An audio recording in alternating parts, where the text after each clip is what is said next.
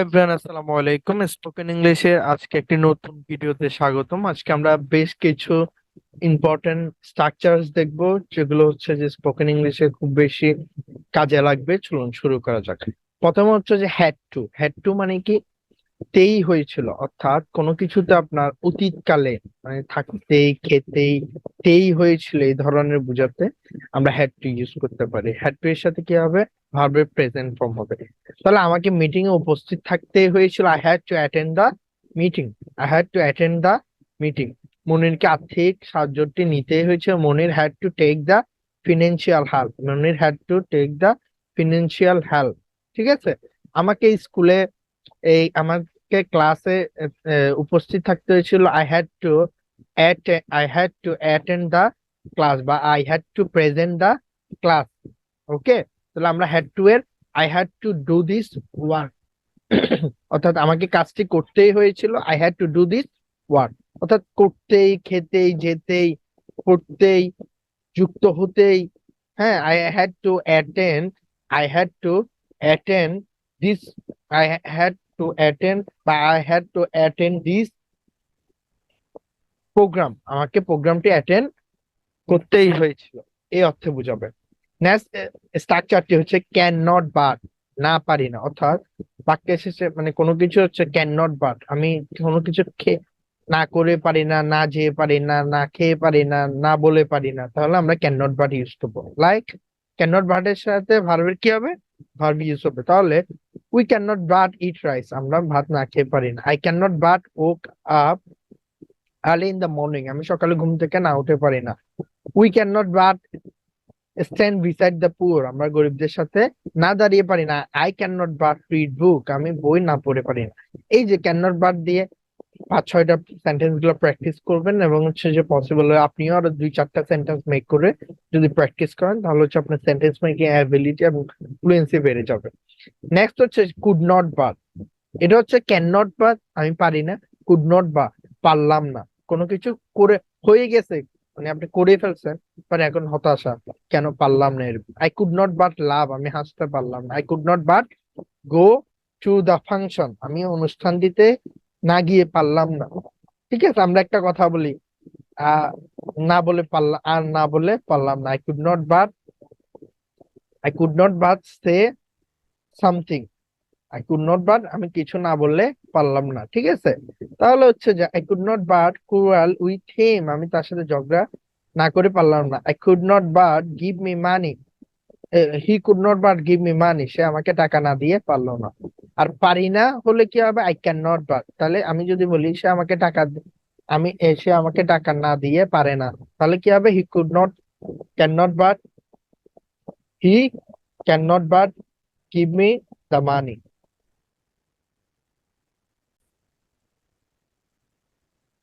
এরপরে চলুন আমরা পরবর্তী স্ট্রাকচারটি হচ্ছে ফর দ্য সেক অফ, খাতিরে বা অনুরোধে। কোনো কিছু করার খাতিরে বা টানে কোনো কিছু করলে হচ্ছে ফর দ্য সেক অফ এর সাথে ভার্বের কি হবে? আইএনজি। আই কাম হেয়ার, আমি এখানে এসেছি for the sake of learning computer, computer শেখার জন্য আমি এখানে এসেছি, বা কম্পিউটার শেখার খাতিরে বা টানে আমি এখানে এসেছি। I visit your home for the sake of keeping, তাহলে হচ্ছে যে আমি আমি এখানে এসেছি। আই ভিজিট ইউর হোম, আমি এখানে এসে for the sake of keeping friendship, তাহলে হচ্ছে আমি আত্মীয়তার খাতিরে তোমার বাড়িতে আসি। আই ভিজিট, আমি আসি। এরপরে এরপরে হচ্ছে যে I come to the swimming pool, আমি সুইমিং পুলে এসেছি for the sake of learning swim, কিভাবে সুইম করে সেটা শেখার জন্য আমি এখানে আসি। তাহলে আসি, তাহলে এটা শেষে কি হবে? আসি। I go to my college for the sake of learning for the sake of learning English, আমি কলেজে যাই for the sake of learning English, ইংরেজি শেখার জন্য। তাহলে হচ্ছে ফর দ্য সেক অফ, খাতিরে, কোনো কিছু করার খাতিরে, এই ক্ষেত্রে আমরা ফর দ্য সেক অফ এর ইউজটা করতে পারবো। পরবর্তী স্ট্রাকচারটি হচ্ছে ওয়েদার অর, মানে করব কি করব না, যাব কি যাব না, গরিব কি ধনী।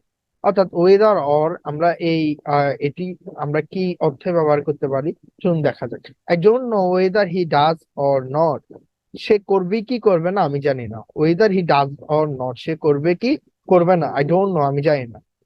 Take decision at once whether you go or not, তুমি যাবে কি যাবে না এখনই সিদ্ধান্ত নাও। টেক ডিসিশন এট ওয়ান্স, এখনই সিদ্ধান্ত নাও তুমি whether you go or not, তুমি যাবে কি যাবে না।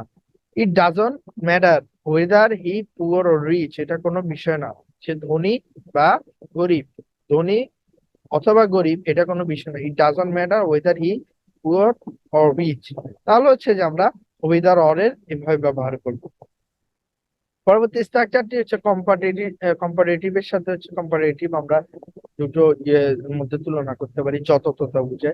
The so the sooner the better, যত দ্রুত তত ভালো। তারপর হচ্ছে the slimmer you are the faster you can run, তুমি যত পাতলা হবে ততই দ্রুত দৌড়াতে পারবে। The quicker you walk the sooner you will go there, তুমি যত দ্রুত হাঁটবে তত তত দ্রুত সেখানে যেতে পারবে। The earlier you set about your work the sooner you will finish it, যত শীঘ্র তুমি কাজ শুরু করবে তত দ্রুত শেষ করতে পারবে। তাহলে হচ্ছে যে আমরা এই ধরনের যখন সিচুয়েশন আসবে বলার, তখন কিন্তু আমরা এই যে কম্পাটিটিভ প্লাস কম্পারেটিভের একটা তুলনা করে আমরা এটা হচ্ছে যে ব্যবহার করতে পারবো। পরবর্তী স্ট্রাকচারটি হচ্ছে উডিও মাইন্ড। উডিও মাইন্ড কি? উডিও মাইন্ড দিয়ে আমরা কোনো কিছু পোলাইট ভাবে, আমি কোনো কিছু কারো থেকে হেল্প চাওয়া, এভাবে কোনো কিছু কারো থেকে নিতে চাওয়া, কোনো হেল্প, মূলত হেল্প চাওয়া বা হচ্ছে যে কোনো কিছু কারো থেকে চাওয়ার ক্ষেত্রে আমরা উডিও মাইন্ডটা ইউজ করি। তবে উডিও মাইন্ডের সাথে ভার্বের সবসময় আইএনজি হয়, লাইক ডু।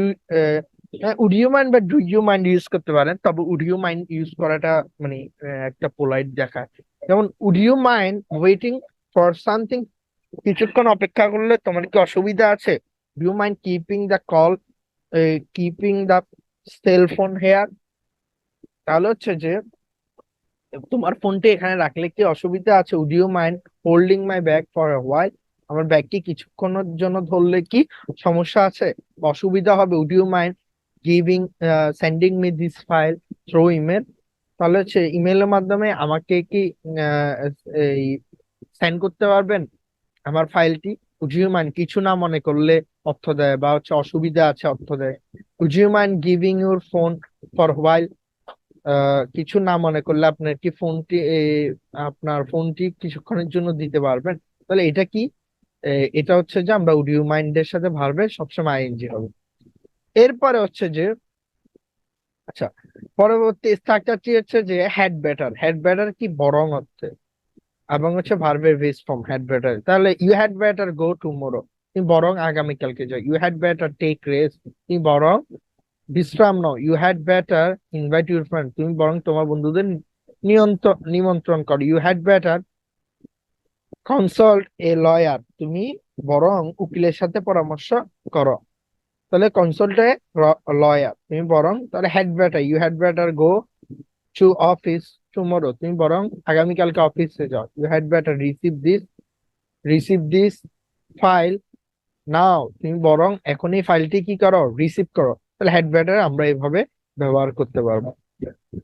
পরবর্তী স্ট্রাকচারটি হচ্ছে আই থিঙ্ক অফ, আমি ভাবছি। আই থিঙ্ক অফ এর সাথে ভার্বে কি হবে? আইএনজি হবে। তাই I think of learning English, I আমি ইংরেজি শেখার কথা ভাবছি। I think of over the talking over the phone, আমি ফোন করবো বলে ভাবছি। I think of having a cup of tea, আমি এক কাপ চা খাবো বলে। I think of recite holy Quran, আমি কোরআন তেলাওয়াত করবো বলে ভাবছি। I think of watching the movie, আমি মুভিটি দেখবো বলে ভাবছি। I think of going there, আমি সেখানে যাব বলে ভাবছি। তাহলে থিঙ্ক অফ মানে কি? কোনো কিছু ভাবছি অর্থে। আজকের জন্য লাস্ট স্ট্রাকচারটি হচ্ছে অ্যাজ লং অ্যাজ, যত তত। তাহলে হচ্ছে যে অ্যাজ লং অ্যাজ এর সাথে কি হবে? সেম, শুরুতে ভার পরেও ভাব। তা I am happy as long as you are with me, তাহলে যতক্ষণ তুমি আমার সাথে আছো আমি ততক্ষণ খুশি। তাহলে Mashrafe will be playing as long as he keeps fitness, Mashrafe যতদিন ফিটনেস থাকবে ততদিন সে খেলবে। I will be yours as long as you love me, তুমি যতক্ষণ আমাকে ভালোবাসবে আমি তোমার হব। তাহলে সে our body fat will be increase as long as we take fast food, আমরা যত বেশি ফাস্ট ফুড খাবো বা পছন্দ করব, তাহলে তত বেশি আমাদের চর্বি কি বাড়তে থাকবে। Thank you so much. ভিডিওটি ভালো লেগে থাকে লাইক কমেন্ট সাবস্ক্রাইব করে পাশে থাকবেন। দেখা হবে স্পোকেন ইংলিশের নেক্সট একটি ক্লাসে। আসসালামু আলাইকুম।